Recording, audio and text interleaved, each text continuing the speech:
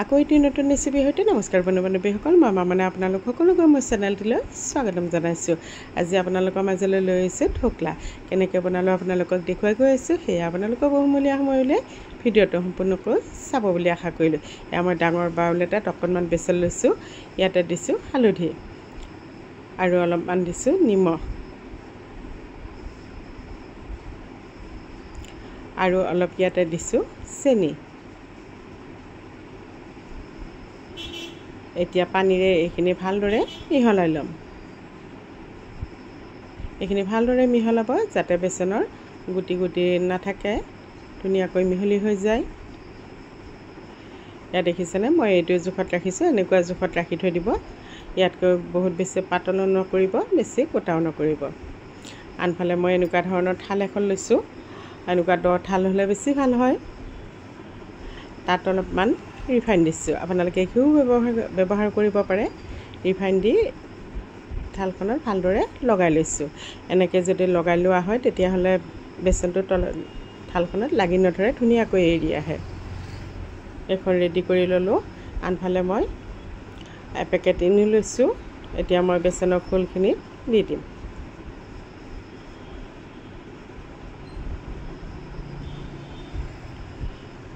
অকণমান পানী দিছোঁ,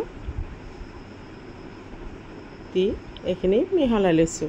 বহুত সময় এনেকৈ লৰাই নাথাকিব, অলপ সময় মিহলাই ল'লেই হৈ যাব।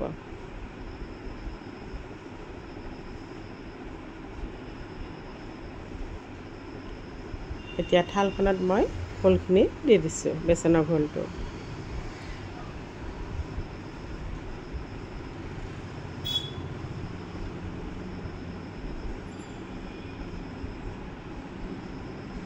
এতিয়া মই থালখন এনেকৈ ৰেডি কৰি ল'লোঁ।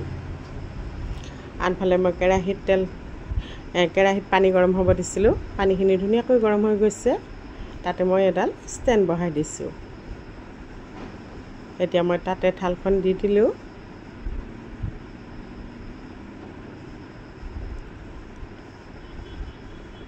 আৰু জুইটো কমাই দিব, জুইটো বহুত বেছি কৰি নিদিব।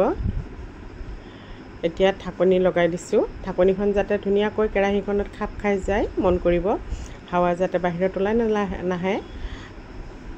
এইখিনি মোৰ হৈ গৈছে নেকি, এবাৰ চেক কৰিছোঁ। প্ৰায় 15 মিনিটমান সময়ৰ পিছত মই ঢাকনি গুচাই চাইছোঁ যে এনেকৈ চুৰি এখনৰ সহায়েৰে চাইছোঁ। এয়া মোৰ ধুনীয়াকৈ এইখিনি সিজি গৈছে। দেখিছেনে বেটাৰটো, বেচনৰ বেটাৰটো অলপো হাতত লাগি অহা নাই, মানে ধুনীয়াকৈ সিজি গৈছে। আনফালে মই কেৰাহী এখনত অলপমান তেল দিছোঁ। ইয়াতে মই দিম কেইটামান ক'লা সৰিয়হ।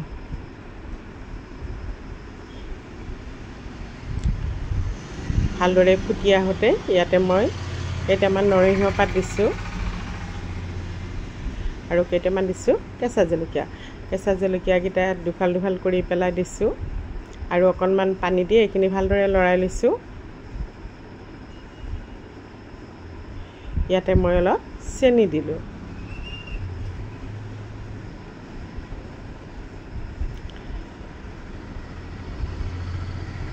চেনিটো ভালদৰে মিহলাই লৈছোঁ আৰু আনফালে ৰেডি কৰি লোৱা ঢোকলাৰ থালখনত মই চেনি পানীখিনি দি গৈছোঁ।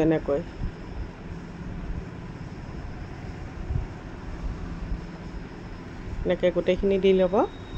খাবলৈ বহুতেই ভাল লাগে। আপোনালোকে বনাই খাই চাবচোন। বহুতে চাগে ঘৰতে বনাই খায়েই, আৰু যিসকলে খোৱা নাই এনেকৈ বনাই খাই চাব, বহুতে ভাল লাগে খাবলৈ। গধূলি সময়ত খাবলৈও বহুত বেছি ভাল লাগে। এয়া মোৰ খাবৰ বাবে ৰেডি হৈ গ'ল।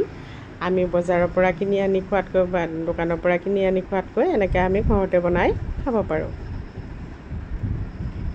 এতিয়া মই চুৰি এখনেৰে কাটি আপোনালোকক দেখুৱাই আছোঁ। আপোনালোকে যিকোনো ধৰণৰ চেপতে কাটি ল'ব পাৰে। এনেকৈ মই স্কুৱাৰ টাইপত কাটি লৈছোঁ।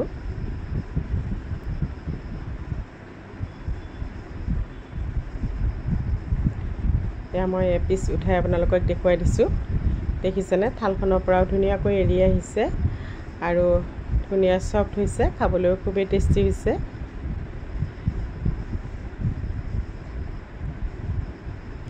যদি বনাই খোৱা নাই এবাৰ বনাই খাই চাবচোন। ভিডিঅ'টো চাই কেনেকুৱা পালে কমেণ্ট কৰি জনাব। যদি ভাল লাগিছে লাইক কৰিব, ভিডিঅ'টো শ্বেয়াৰ কৰি দিব। আকৌ এটি নতুন ৰেচিপিৰ সৈতে মই মামন কিটচেন আপোনালোকৰ মাজলৈ আকৌ আহিম। আপোনালোকৰ বহুমূলীয়া সময় উলিয়াই ভিডিঅ'টো চোৱাৰ বাবে অশেষ ধন্যবাদ জনালোঁ।